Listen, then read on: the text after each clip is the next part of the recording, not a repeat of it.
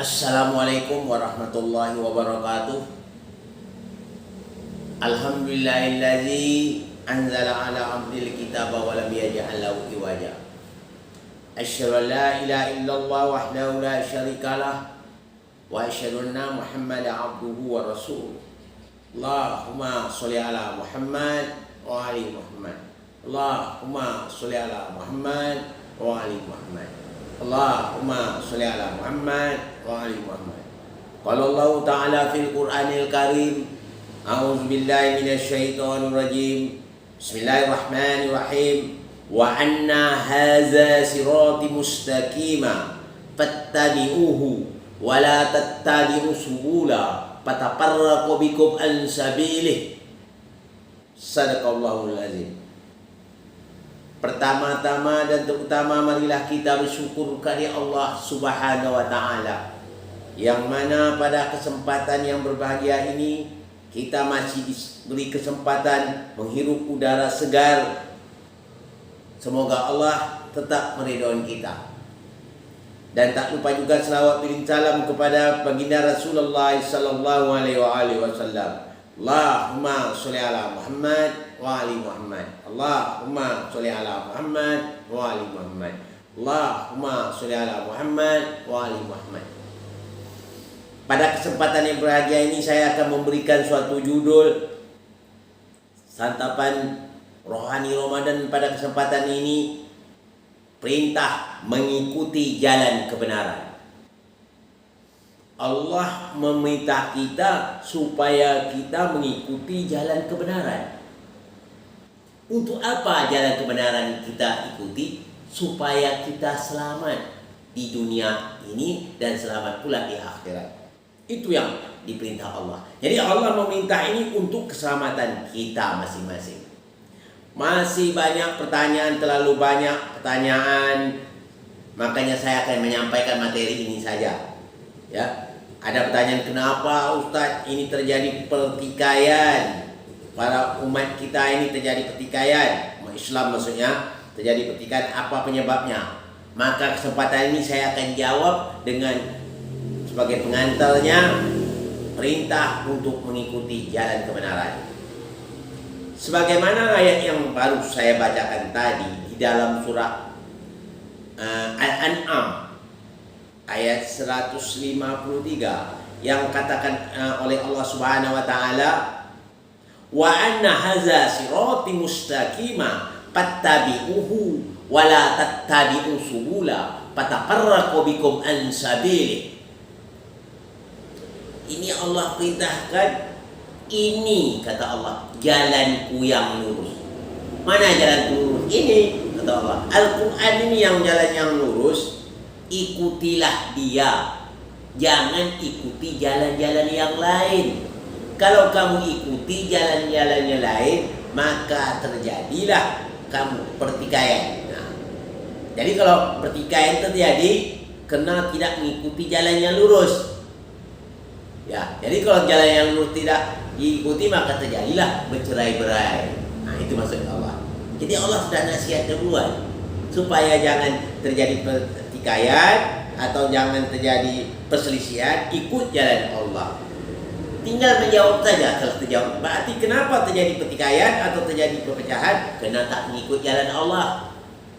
Makanya kita kalau untuk mengaji itu atau mempelajari Quran, harus tahu kita kuncinya. Ya, kunci aja lah.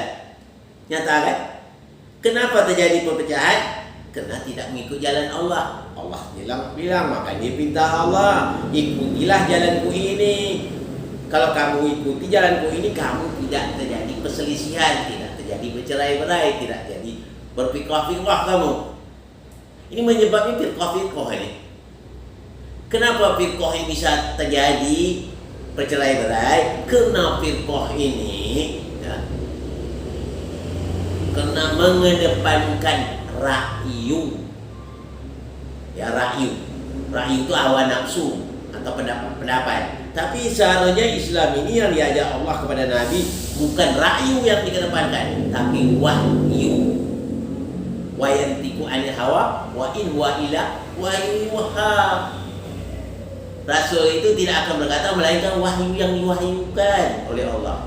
Nah, jadi sini sangat saya harapkan, marilah kita sekarang berpegang teguhlah kita pada Al-Quran. Jangan ada jalan lain. Berpegang teguh. Banyak ayat kita waqtasimu bihablillahi jami'ah. Berpegang teguh kamu semuanya di jalan Allah ni. Itu. Kita dianjurkan oleh Allah demikian.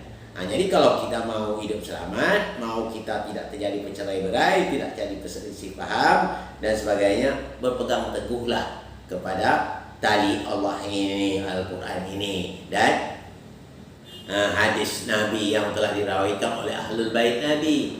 Aku tinggalkan dua perkara, kata Nabi. Pertama, Al-Quran. Yang kedua, itrahku, kata Nabi. Itrah itu adalah keluarganya. Karena ayat itu sering mengatakan, ada dalam hadis mengatakan ada itrah, ada kurba, ada Ahlul Bait. Itu sama artinya. Sinonim namanya. Ya, jadi kita harus tahu betul itu. Atau muradif sama. Nah, jadi kita supaya kita tidak terjadi bercerai-berai, ya, jadi maaf ya pertanyaannya saya jawab sekaligus saja ini. Supaya tidak terjadi bercerai-berai, berpegang teguhlah dengan ayat Allah. Nah, timbul pertanyaannya, kenapa terjadi bercerai-berai? Karena tidak berpegang teguh dengan ayat Allah. Nah, jadi kita marilah Muhammad ini sadarlah. Kita tak lama lagi akan pergi, ya, akan menghadap Allah, generasi yang akan datang. Sudahkah kita tinggal generasi yang bisa meneruskan perjuangan kita? Apa kita tidak sedih meninggalkan suatu generasi yang lemah? Yang lemah sini bukan hanya sekedar harta materi saja, keimanan. Dan keimanan. Iman itu kalau dah lemah, akidah itu lemah bagaimana itu? Tentu akan hancur nantinya. Jadi kita bekalilah anak dan keturunan kita nanti menjadi orang yang soleh, bisa mengembangkan dinul Islam ini hingga akhir hayatnya. Itu yang kita harapkan. Jadi di sini saya harap juga pada seluruhnya, mari kita sadar, mari kita bertobat kembali, mari kita berpegang teguh dengan ayat Allah. Dengan berpegang teguh dengan ayat Allah, inilah salah satu untuk mencegah kita terjadi perselisihan paham. Ya. Jadi kalau kita lihat dengan apa? Kalau kita dulu akal sehat saja, karena tidak ada pegangan sama sekali. Hanya pendapat kita. Kalau pendapat saya tentu orang banyak pendapat. 1000 orang 1000 pendapat. Kan gitu. Tapi kalau wahyu satu cuma. Allahnya satu, Al-Qurannya satu, Nabi juga, yang Nabi Muhammad kita ikut satu, dan Ahlul Bait juga. Ikut itu aja. Tak payah itu. Jadi supaya kita jangan berpecah belah lagi, ikutilah Al-Quran, ikutilah Rasul beserta Ahlul Baitnya. InsyaAllah dari sekarang kita mulai.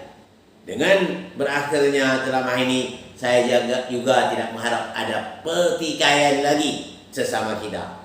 Saya tidak mengharap lagi ada pertikaian setelah mendengar ulasan ini. Ini saja yang dapat saya sampaikan pada kesempatan ini. Mohon maaf dari segala kekurangan. Wabillahi taufiq wal hidayah. Assalamualaikum warahmatullahi wabarakatuh.